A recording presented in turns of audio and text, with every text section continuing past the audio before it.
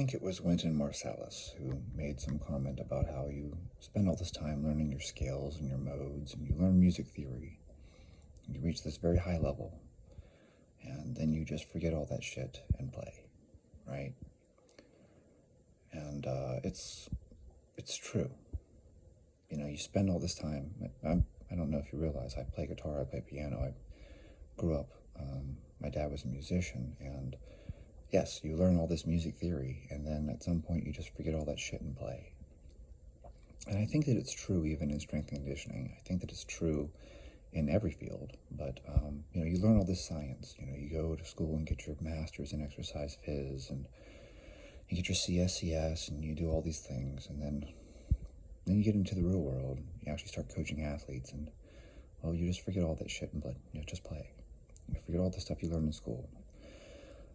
People think that I'm somehow anti-science, but the reality is that you can't science your way through working with athletes.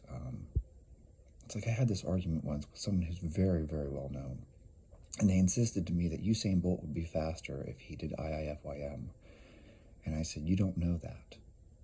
You've never worked with him. You have no idea what he would respond best to.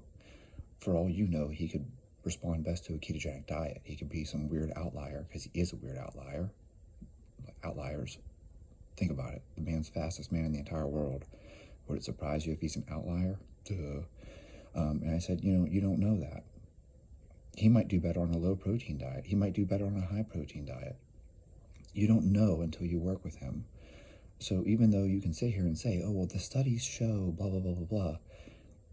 Yes, but elite level athletes are outliers in the first place. So until you work with someone, you have to figure out what works for them. Ben Johnson squatted heavy. To my knowledge, Usain Bolt does not squat heavy. Which one's right? Well, both are right. They're just different athletes. It's like if I said to you, this athlete over here gets faster when he deadlifts, but this athlete over here gets faster when he squats. Which one's right? Well, you don't do the same thing with every athlete. They're all different. They all have different strengths and weaknesses. I'm very good at deadlifting, and I'm very bad at squatting. It's just the leverages that I have. So I have to spend more time working on my squat because of the fact that I am not built well to squat. I have very long arms. This is good for deadlifting.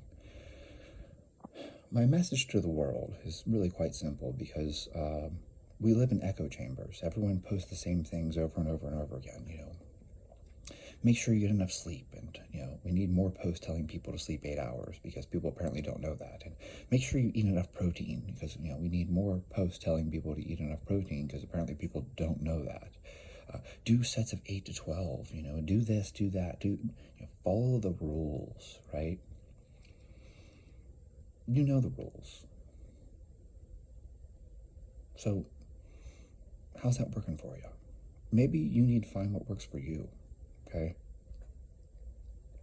I've tried following different programs out there.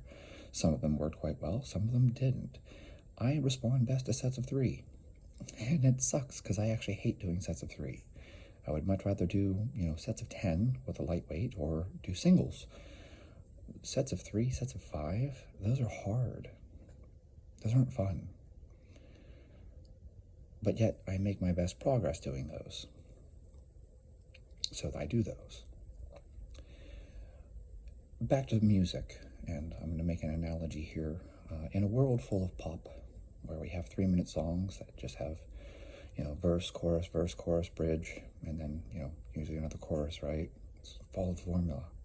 Every Weezer song sounds exactly the same, right? Be a David Bowie.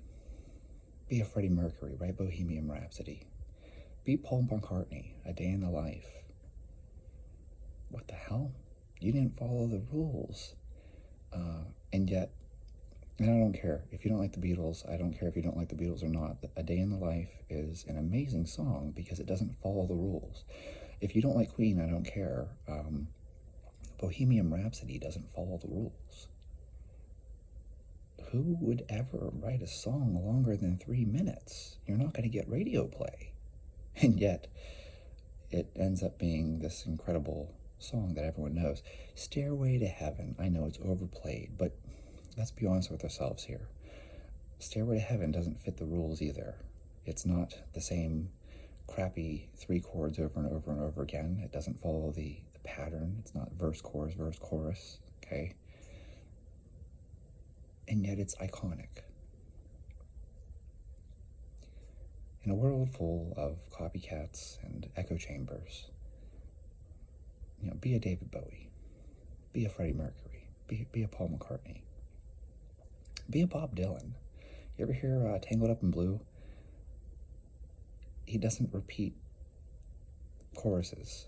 Like, the only line that gets repeated is Tangled Up in Blue, but it's basically just verse with a single line that gets repeated.